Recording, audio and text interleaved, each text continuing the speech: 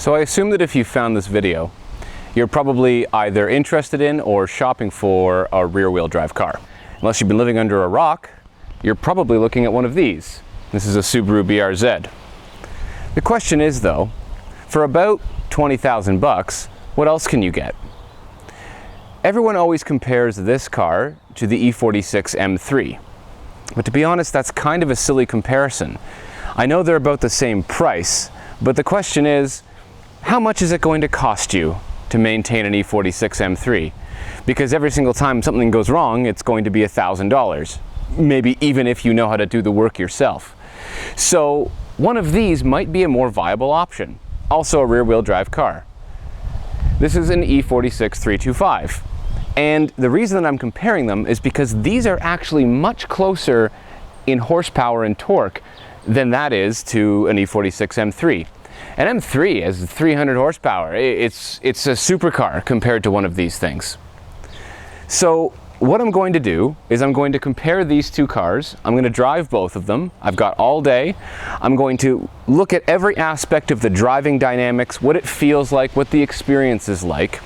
And then we're going to look at the cost difference and see if you buy one of these, you're going to save yourself a lot of money. This one here was only about 5,000 bucks. 5,000 versus 20,000.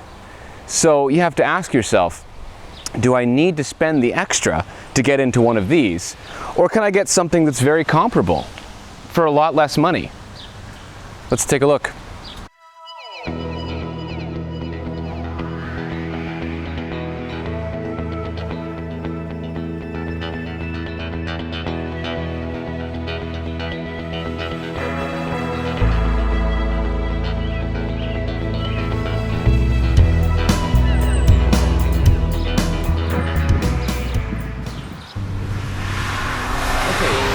BMW 325. Now, obviously, I might be a little bit biased because this one is mine. However, stock, this car comes with 183 horsepower and 176 pound-feet of torque. I've done a few modifications to it that will change the way that power feels. So take that into account when you're listening to me talk about it. However, I did drive it, obviously, when it was completely bone stock, and so I can comment on what it's like. I purchased this car for just over $5,000, and it has 156,000 kilometers on it right now. It had about 149,000 when I bought it. Now, that is a good deal, because this one came with the Sport package, okay, or the ZSP package.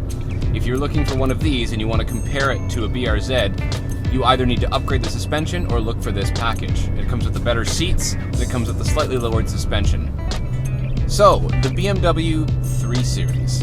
It has been dominating this sector of the market for years, and there's a very good reason for that. Everything about it is just lovely. It really is. The thing about this car is that it sits in the class with all of like the business sedans and stuff like that.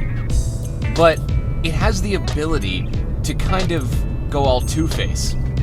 So even the lowest power one, which is this one, the 325, when you really want to drive it aggressively, it will let you. It complements that concept. So when you downshift and you put your foot down, it makes a beautiful noise and it pulls, right? Even the 325 is lots of fun. Okay, so the thing that I love about this car the most is that for that price range, even the 325, the smallest engine, it is still very fun to drive, period. End of story, right? I don't care what anyone says. Oh, you should have bought a 330. Why didn't you get an e46 M3? Because I didn't want to, that's why. This is a really, really nice car. And it was way cheaper than those. Way cheaper. Way cheaper. And now I get to have fun with it, and I get to modify it. And to be perfectly honest, this is a 4-door sedan. The seats in the back. The whole point is that it has not been beaten around for a used car that's more than 10 years old. And it's still got life left in it. It still has a character, and it always did. So what's it like to drive a 3 Series compared to a BRZ? First of all, you're going to instantly feel another layer of insulation. Actually, physical insulation in this case. The car is quieter. Everything about it is a little bit creamier and smoother.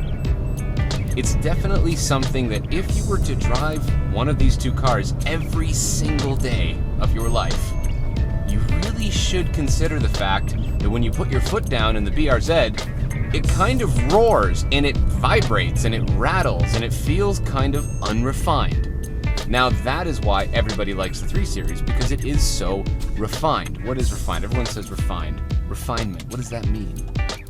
It means that BMW has taken a lot of time to really put together a car that gives you an experience while also keeping you comfortable. So, it still does this, woo, makes a great noise, it pulls you back into the seat, but then I let off, and look, it's comfortable, it's quiet, cruising down the road. I could put the window down if my window regulator wasn't broken. So the idea is that I now have a car that can do everything. If you tune these cars, if you put a lot of time and effort into tuning them, be aware that you cannot get much power out of this engine. This is the inline 6, 2.5 liter engine that BMW makes, and it is beautiful, it's fantastic, it comes very well tuned from the factory. There's only a few things you can do to really bump up the power. The BRZ, on the other hand, is a tuning monster. There's tons of things that you can do to it. You can supercharge or turbocharge both of these cars, but be aware that is very, very, very expensive. Okay, so let's move on to handling now, because neither of these cars are very powerful. Let's be serious. The whole idea is these are not drag racing cars. These are not straight line speed cars. You're not going to be setting any records in, a drag strip or anything. You're going to get smoked by the nearest Mustang. Don't tell anyone I said that. What they do, though, is they go around corners really, really, really well.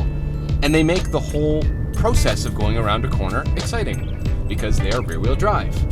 Now, first big distinction between the two. No limited slip differential in this one. That's a huge thing. Don't think, oh, it'll be okay, I can still drift. No, you can't. You cannot do it. You can't. You ever heard of a one-wheel peel?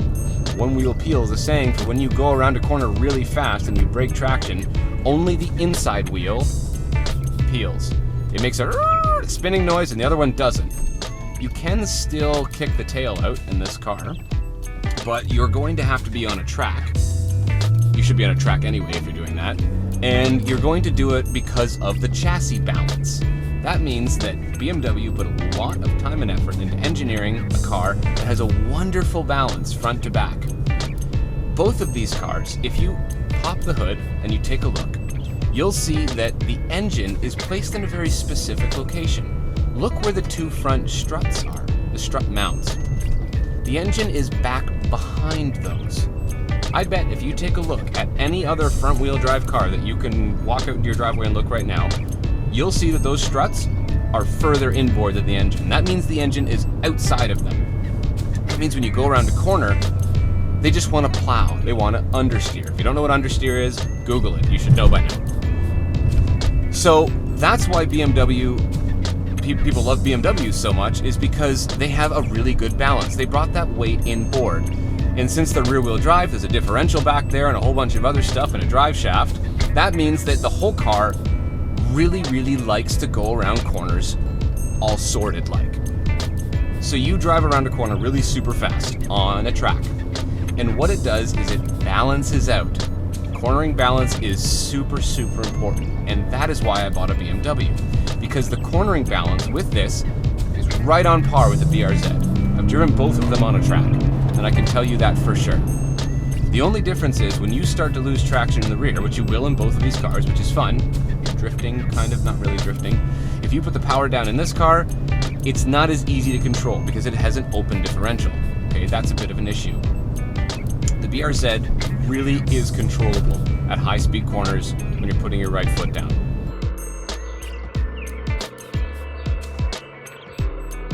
I thought long and hard about what I wanted to do. I looked into buying a Scion FRS or a Subaru BRZ for like a year and a half, and I ended up buying one of these. That's because I'm really confident doing my own maintenance and I have a spot to do it. And there's a huge, huge price difference. So that is actually the deciding factor, in my opinion. If you're ready to maintain one of these cars, then get one, because they are fantastic. I love this car. As I said, I'm probably pretty biased. But I cannot fault the BRZ as a driver's car. For a rear-wheel drive car that is just there to have fun, it wins. It just wins. Sorry, any BMW purists out there. But for cars with comparable horsepower and torque, the BRZ is the better driver's car.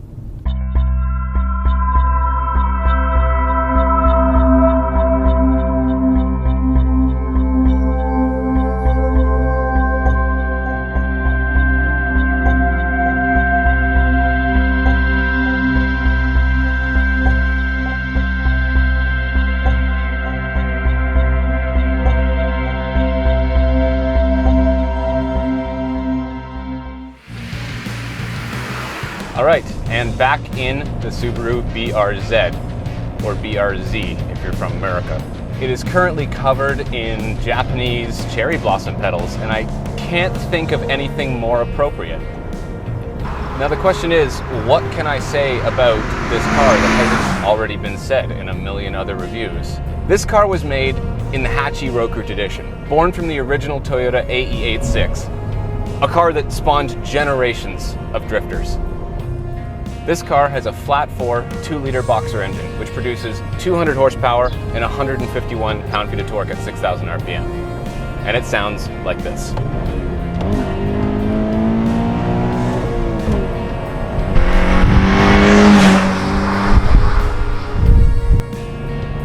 However, for me, what makes this car special, it's not the engine.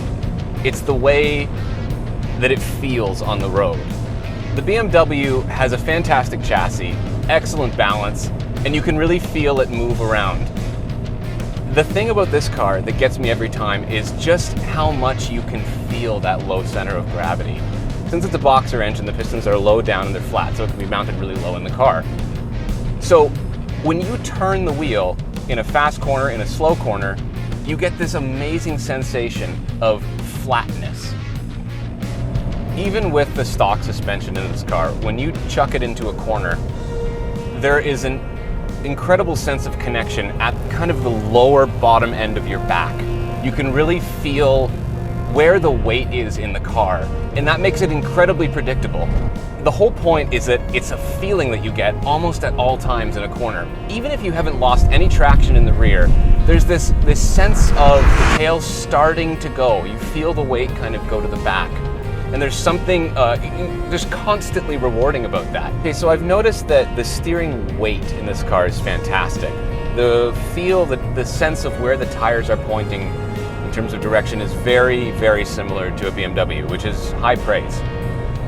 The only area that I'd say that this is lacking would be feedback. So any bumps or undulations in the road, I find that the e46 translates them a little bit better to my arms. I don't see this as being a major problem because it's almost pointless to even describe, as this car is eons above other cars on the road as it is. But it's something worth thinking about. If I was to pointlessly compare these two cars to desserts, I would say the e46 is like chocolate mousse. It's creamy, it's delicious, it's classy, it's homogeneous. The BRZ would be more like a birthday cake. It's got sprinkles and frosting, and every part of it is delicious. So if driving, just driving, is your main concern, and you're looking for a rear-wheel drive car that's super fun, this is the answer. It really is. I'm a huge BMW fan, and I love them. But for this power level, this range, kind of this price area, this really is the answer. It gives you an experience that is just only driving. Everything about it is designed to drive. It's not designed to be a long distance cruiser like the BMW is. You can use it for that, it's not uncomfortable, but it is designed to be fun. It is designed to be driven.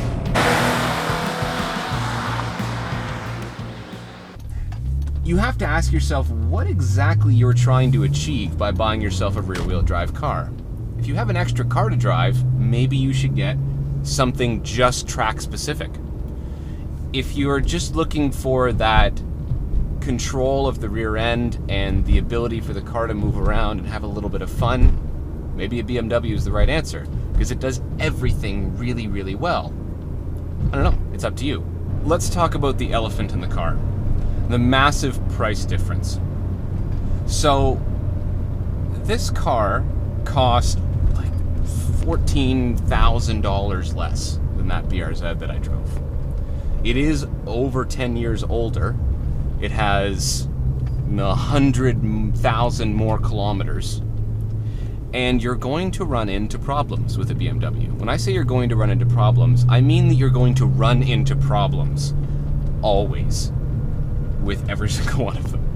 So you better be prepared to either do maintenance yourself, or have a mechanic that you really trust, or set aside a giant chunk of money for repairs and maintenance in one of these things. So when you start to look at that, the price gap starts to do this between these two cars. So you have to ask yourself, what's really important to you? Is it a car that you can drive around every day, be comfortable in, and then kind of whip around on a track and be happy? Or do you want a car that is driver focused, is for driving? Leave your decision in the comments. I'm curious to think if you have any other potential options for usable everyday rear-wheel drive cars, or if you have a different experience with a totally different brand. As always, thank you for watching.